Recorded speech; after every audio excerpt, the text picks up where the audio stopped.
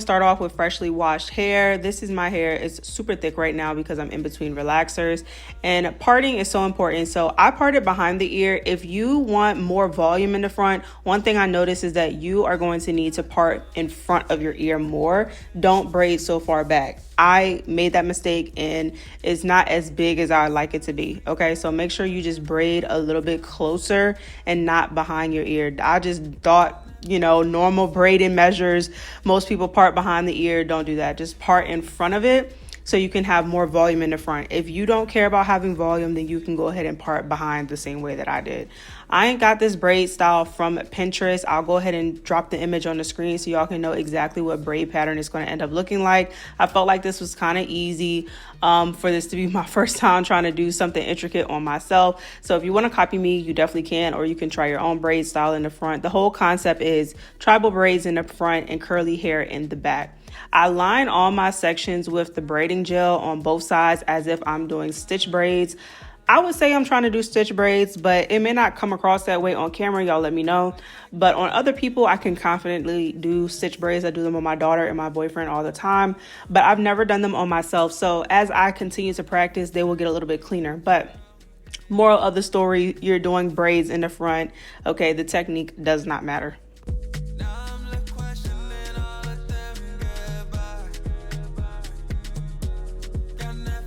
You are going to need rubber bands for this style. Once you get to the end of the braid, you're going to put a rubber band on right where you've sectioned your front from your back, because you're not going to be braiding your hair all the way to the ends. You're going to end up wand curling that little bit of hair that's left out.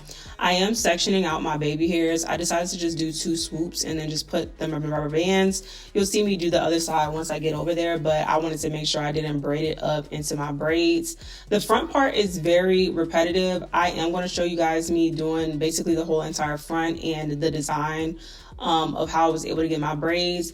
Parting is just very, very important. I tried my best to keep them as clean as possible. Like I said, I would not consider myself a braider.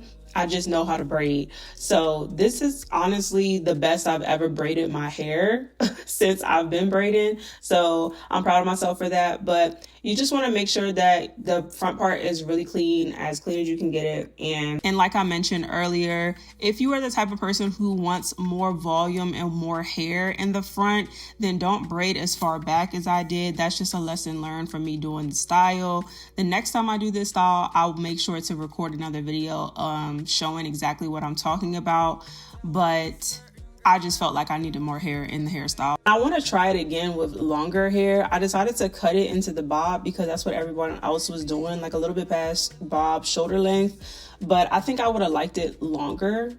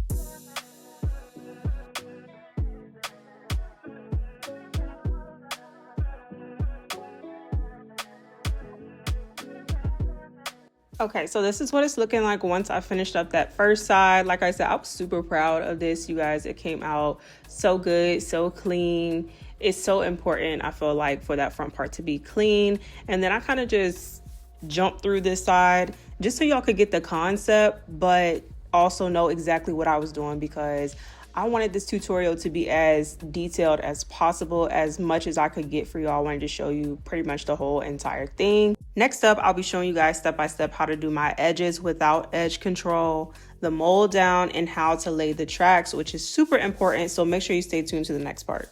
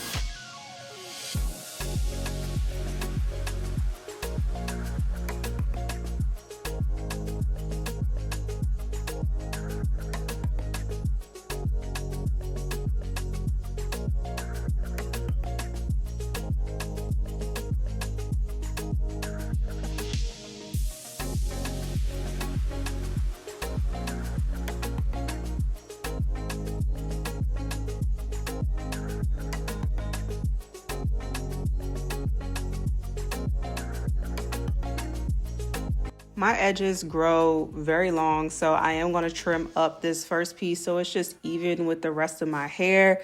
It's just hair, it'll grow back, so I'm not concerned. For my edges, I like to use a mini pencil flat iron. You can find this on Amazon. I will have everything that I used in this video listed in my description box, so you can go grab one or you can know exactly what it looks like. This is the flat iron of choice right here, and I think it's only like $20 or $30. I'm going to make sure that they're nice and straight because, again, my hair was freshly washed. My hair was not all the way straight. But I went in with the flat iron. I like to curl my edges up. I do my edges like I'm doing a wig. It works for me, especially when I'm just using hairspray and not edge control or anything like that. I'm using the spritz on my edges, so that's the Fantasia spritz in the gold bottle. You guys will see me use it later as well. I'm going to use it for the mold on the quick weave, but I just spray that on my edges, let it dry for a second or two, and then start molding them with my comb. It just seems like that holds them the best in my opinion, and it also does not give me any buildup like edge control does. Sometimes I'll go back and forth because the hairspray can make your hair dry. After a few days or so, I may put some edge control on it, but I prefer to use hairspray.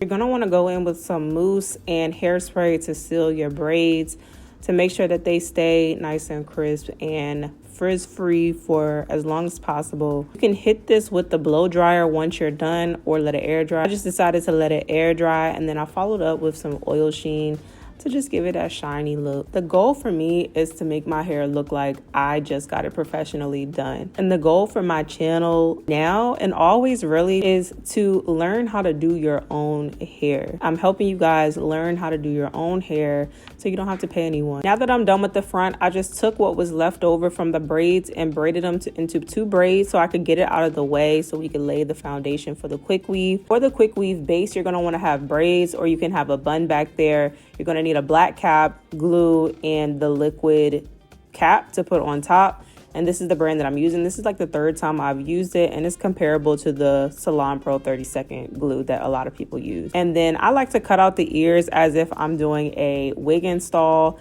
I just like the way that the cap lays this way. And I put both of the caps on. You can use any type of wig cap. You don't have to use the HD one. The HD one just makes it easier to see.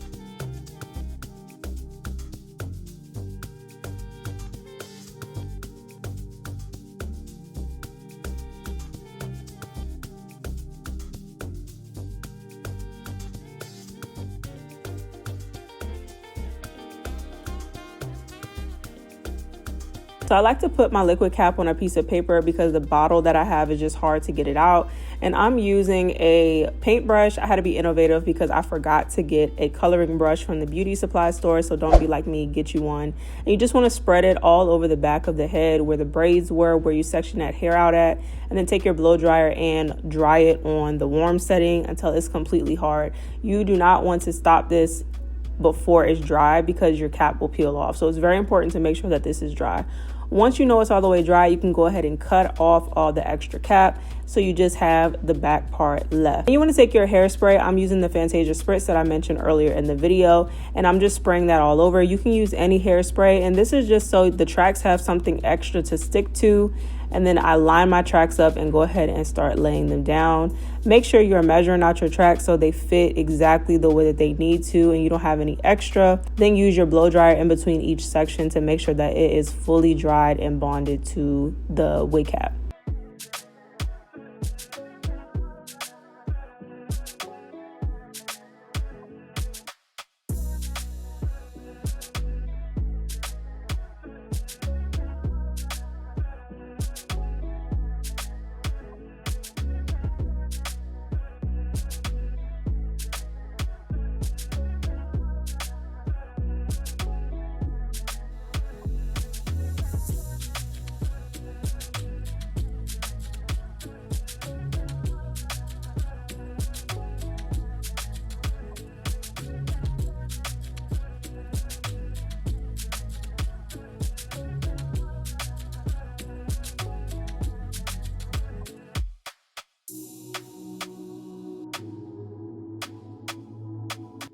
Once you get to this part of your head, you want to make sure you start to curve your tracks all the way up to the top, only leaving a little bit of space open. And you're going to do this all the way until you get a smaller circle U shape, so the tracks can fall forward into your face a little more and have more volume at the top. Once I get to this size, I lay the tracks side by side until I fill it in.